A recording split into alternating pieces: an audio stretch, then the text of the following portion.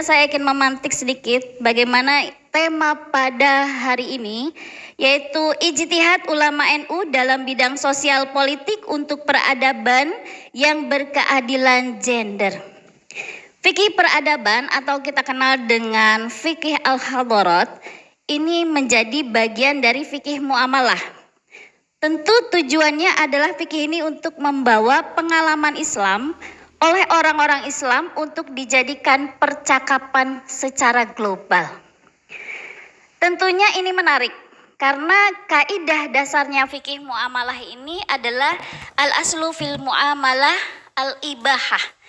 Jadi kita dapat bebas berekspresi dan melakukan banyak terobosan keilmuan selama tidak ada dalil yang melarangnya. Tetapi yang perlu menjadi ihtimam adalah halaqah ini pasti mengangkat yang pertama adalah keadilan, kedua huriyah, kebebasan, kemudian tiga adalah al-musawah atau kesetaraan, kemudian asyura yaitu musyawarah, dan raqabatul ummah tetap memiliki kontrol umat.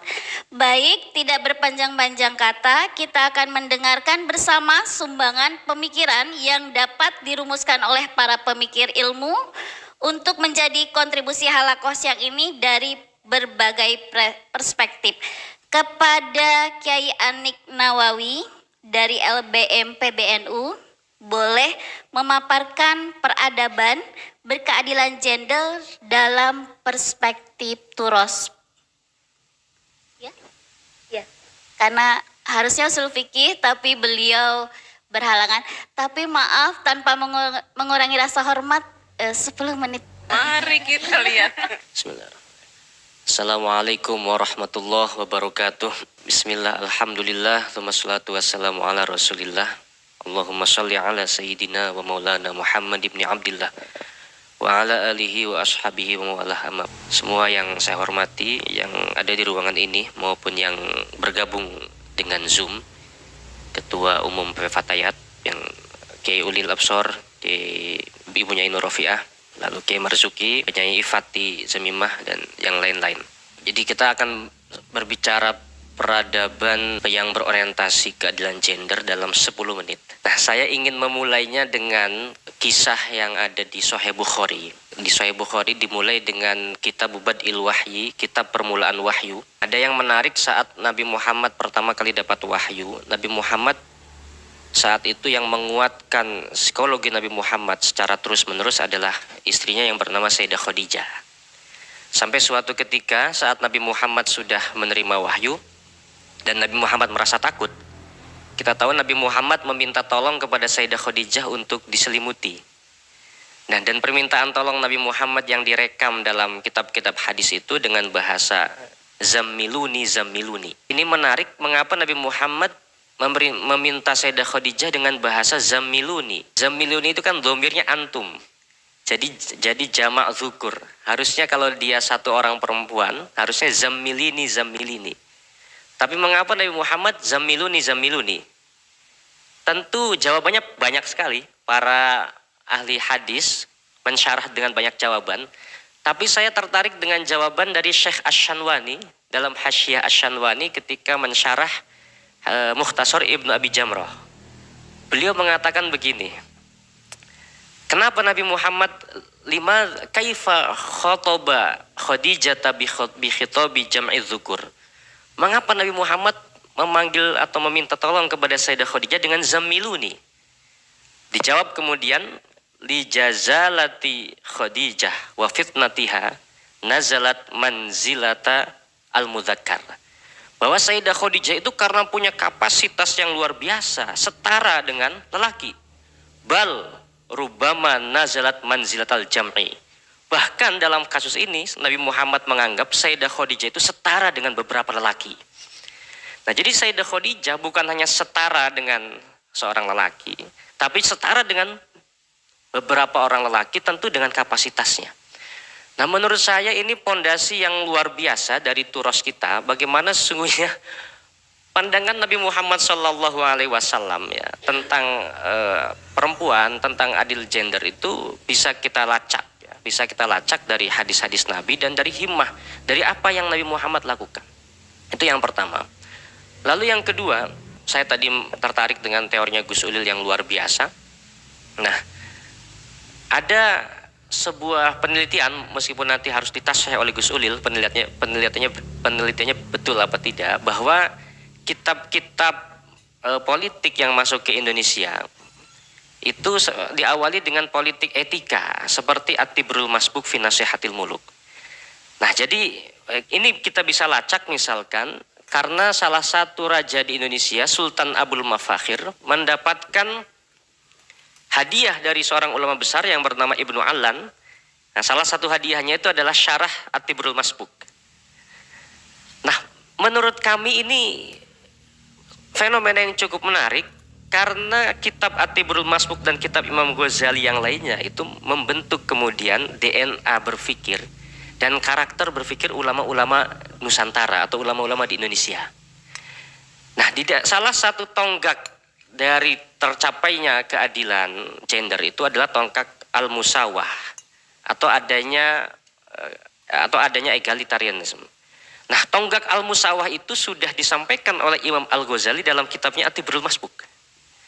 Nah, Imam Al-Ghazali ini termasuk orang yang cukup mengidolakan dinasti atau kerajaan Persia. Nah, bagi Imam Al-Ghazali salah satu contoh peradaban yang mendekati sempurna itu adalah peradaban Persia. Kalau kita Indonesia mungkin belum sampai 100 tahun Gus ya. Baru berapa tahun. Kalau Ibnu Khaldun kan dalam penemuannya Ibnu Khaldun peradaban itu biasanya bertahan 3 generasi. Satu generasinya 40 tahun, berarti paling biasanya standarnya 120 tahun. Nah, tapi Imam Al-Ghazali dalam kitab At-Tibrul Masbuknya menyebutkan bahwa Majusi ini bisa bertahan 4000 tahun. Wa fit tawarikh annal majus malakul alam arba'ata alafi sanah. 4000 tahun. Wa kanas al-mamlakutu fihim. Nah, apa alasan Majusi bisa mencapai peradaban dan bisa bertahan cukup lama? Wa inna madamat al-mamlakah bi adlihim fir ra'iyah wa hifdhihim bisawiyah. Yang disampaikan oleh Imam Al-Ghazali. Mengapa Majusi bisa mempertahankan peradabannya cukup lama? Karena 2 hal. Yang pertama kali mereka itu mempertahankan keadilan, yang kedua menjaga kesetaraan. Wa hifdhihim bisawiyah. Nah, saya rasa itu untuk pembukaan karena cuma 10 menit. Saya kemudian karena ini ijtihad politik NU, saya ingin membacakan beberapa keputusan NU yang sudah saya rangkum biar tidak salah ya, berbasis data. Sebentar. Nah, ada Munas NU jadi kalau di NU kita tahu keputusan tertinggi NU adalah keputusan Muktamar atau Munas. Di sini saya mengutip 2 keputusan. Yang pertama adalah keputusan Munas NU 1997. Yang kedua keputusan Muktamar NU ke-30 di Lirboyo tahun 1999. Nah, Muktamar NU 1997 itu membahas salah satunya kedudukan perempuan dalam Islam. Ini menarik, kedudukan perempuan dalam Islam. Nah, setidaknya ada 5 poin penting. Yang pertama, perempuan dalam Islam mendapatkan tempat yang mulia. Tentu dengan dalil-dalilnya nanti bisa dicek di Ahkamul Fuqaha. Yang kedua, Islam memberikan hak wanita yang sama. Islam memberikan hak kepada perempuan sama dengan laki-laki untuk mengabdi pada agama, nusa, bangsa, dan negara. Lalu kemudian umat Islam perlu meninjau ulang anggapan-anggapan yang merendahkan perempuan karena distorsi budaya berdasarkan prinsip-prinsip kemuliaan Islam. Nah, lalu selanjutnya ada peran kodrati, lalu kemudian ada peran non kodrati.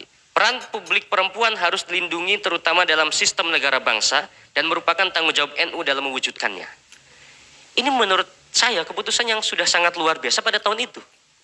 Sebelum 2000. Nah, dilanjutkan dengan Muktamar NU yang ke-30 tahun 1999 dan yang menarik muktamarnya di Lirboyo, Gus. Di kandangnya Bahsul Masail. Kandangnya fikih sentris. Tapi yang dibahas salah satunya adalah Islam dan kesetaraan gender. Nah, menarik pandangan NU. Yang pertama misalkan Islam memiliki prinsip tawazun. Relasi gender yang kurang adil merupakan kenyataan yang menyimpang dari spirit Islam. Lalu kemudian ada 3 penghalang menurut NU waktu itu. Pertama penghalang teologi, yang kedua penghalang budaya, yang selanjutnya penghalang politik. Nah, untuk mengatasi hambatan di atas diperlukan yang pertama menafsirkan ulang pemahaman keagamaan. Yang kedua melihat kembali secara kritis paham kebudayaan. Yang ketiga merombak praktik-praktik politik diskriminatif. Jadi sesungguhnya apa yang dikatakan Gus Ulil tadi dan apa yang digagas oleh PBNU, lebih khususnya apa yang sekarang ini digagas oleh Fatayat, menurut kami ini merupakan kelanjutan dari amanah Muktamar NU yang ke-30 dan Munas NU pada tahun 1997. Nah, tentu nanti di sesi diskusi kita bisa bahas contoh-contoh ya, contoh-contoh bagaimana ulama kita kemudian dengan ijtihad-ijtihadnya bisa menawarkan pandangan-pandangan yang berbeda. Misalkan, bagaimana ketika pertanyaan di fikih klasik, bagaimana hukum perempuan yang melakukan safar tanpa mahram? Ini dielaborasi cukup luar biasa oleh para ulama kita.